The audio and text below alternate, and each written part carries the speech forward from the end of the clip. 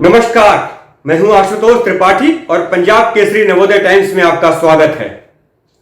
अयोध्या में विवादित ढांचे के गिराए जाने को लेकर सीबीआई की कोर्ट में एक मामला काफी दिनों से चल रहा था, जिसमें विवादित ढांचा गिराए जाने का आरोप बड़े बड़े दिग्गजों पर लगा था।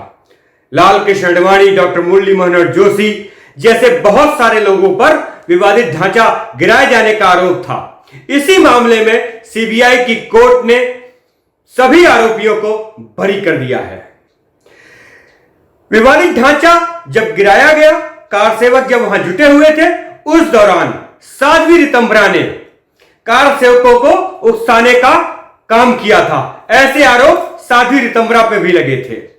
अब जब इस मामले में सभी आरोपी बरी कर दिए गए हैं, तो हमने साध्वी रितंभरा जी से बात की कि आखिर अब वह क्या सोचती हैं इस चीज को लेके, और वर्षों से जो एक मामला, एक मुकदमा चल रहा था, उसमें बरी होने के बाद अब उनका क्या कहना है।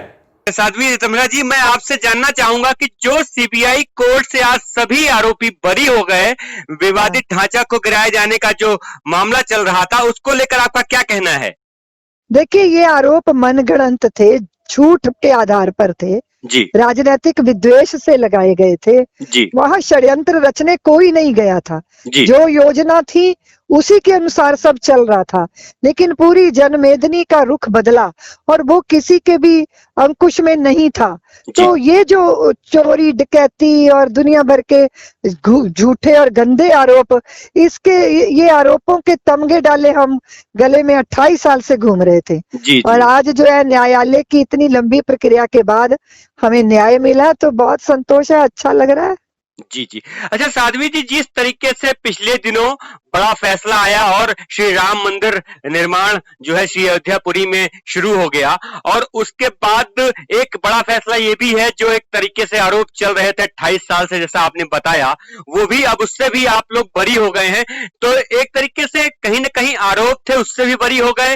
रास्ता उधर जो मार्ग प्रशस्त हो गया मंदिर निर्माण का, वो भी हो गया। क्या लगता है अब आगे की दिशा क्या है? देखिए, हम सोच रहे हैं कि देश की, हमारे भारत की जितना भी गौरव है वो हमारे देश की सेना से है। देश का सैनिक या तो दुश्मन की छाती पे तिरंगा गाड़ कर आता है या तिरंगे में लिपट कर आता है, और हमारी सेना का बल देश का नौजवान है। और हमारे नौजवान जिस तरह कंचन कामनी और नशीली अंधेरी गलियों में धकेले जा रहे हैं, ये बहुत बड़ा चिंता और चिंतन का विषय है। मुझे लगता है कि देश को बहुत बड़े जागरण की जरूरत है, ताकि हमारे बेटे बेटियां समझें कि एक्टिंग करने वाले सुपरस्टार नहीं होते। सुपरस्टार वो होते हैं जो अपने से कम प्यार करते हैं, लक्ष्य, राष्ट्रीय लक्ष्यों से प्यार करते हैं। इस वातावरण को निर्मित करना बहुत जरूरी है। मुझे बार बार लगता है मैं यूथ से बात करूं, नौजवानों से बात करूं, और वही मेरे हृदय के अंदर है। मैं इसके लिए अपना समय दूंगी। जी, साध्वी जी, जिस तरीके से एक बात स्पष्ट रूप से सामने आ रही है कि अयोध्या में अब जो भी विवाद थे या जो भी चीजें थी वह समाप्त हो गई। अब वहां मंदिर निर्माण का काम शुरू हो गया है और देश को एक गौरवशाली इतिहास के रूप में फिर से मंदिर देखने को मिलेगा। काशी और मथुरा की बात भी उठती है, क्योंकि आप बहुत ही चीजों से, राष्ट्रीय गौरवों से जुड़ी हुई हैं और उनकी बात भी करती हैं।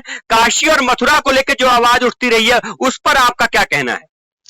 देखिए, शिव हमारे शीश हैं और राम हमारा हृदय है, और भगवान राम कृष्ण हमारी प्रज्ञा है। तो उनके बिना हम अधूरे हैं। हिंदू जाति को न्यायालय के माध्यम से अपने आराध्यों की स्थली वापस लेने का अधिकार है।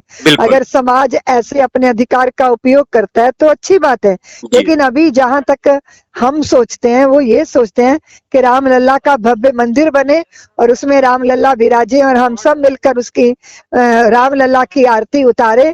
इस लक्ष्य को पूरा करना है। जी बिल्कुल साध्वी जी। अच्छा, एक अंतिम सवाल आपसे और करूंगा कि जिस तरीके से फैसला आया, कुछ लोग इस पर आवाज उठा रहे हैं, सवाल उठा रहे हैं, कह रहे हैं फैसला कहीं ना कहीं पूर्वाग्रह से ग्रसित है और एक अलग तरीके का संदेश दिया जा रहा है देश में।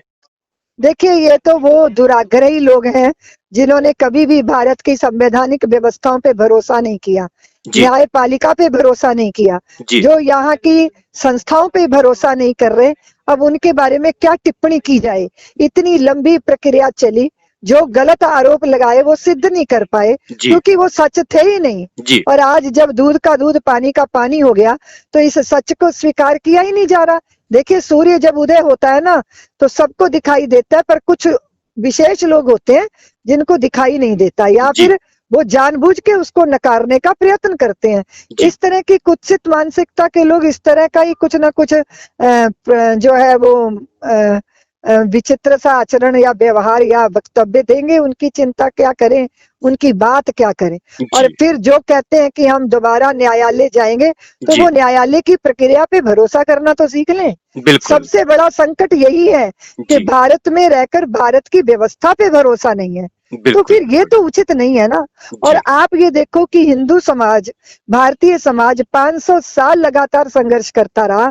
कोई भी इस तरह का इतिहास में कोई आप उदाहरण नहीं दे सकते कि किसी झूठ के लिए 500 साल लड़ा जाए। बिल्कुल सत्य के लिए लड़ा गया था, और सत्य से भरे मार्गों पे चलकर, जी क्योंकि हमारा लक्ष्य भी सत्य था और उसे पाने के लिए हमारे साधन भी सत्य थे जी और हमारे संकल्प भी सत्य थे। तो सत्य जी संकल्प के साथ 500 साल, 5 शताब्दियां खड़े रहा जा सकता है ना। जी झूठ के साथ तो नहीं खड़े रहा जा सकता ना। बिल्कुल ठीक इस है बात को स्वीकार करना चाहिए। जी लेकिन विचित्र स्थितियां हैं कि भारत में ही रहने वाले लोग जो हैं वो भारत की जड़ों से नहीं जुड़ना चाहते।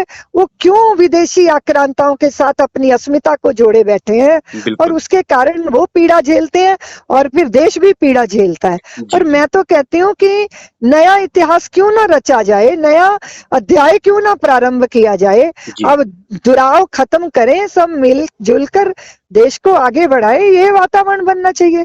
बिल्कुल बिल्कुल साध्वी रितम्बरा जी, आपने पंजाब केसरी नवोदय टाइम्स को अपना समय दिया, इसके लिए आपका बहुत बहुत धन्यवाद। जी नमस्कार धन्यवाद, जी धन्यवाद जी आशुतोष जी, जी नमस्कार। नमस्कार।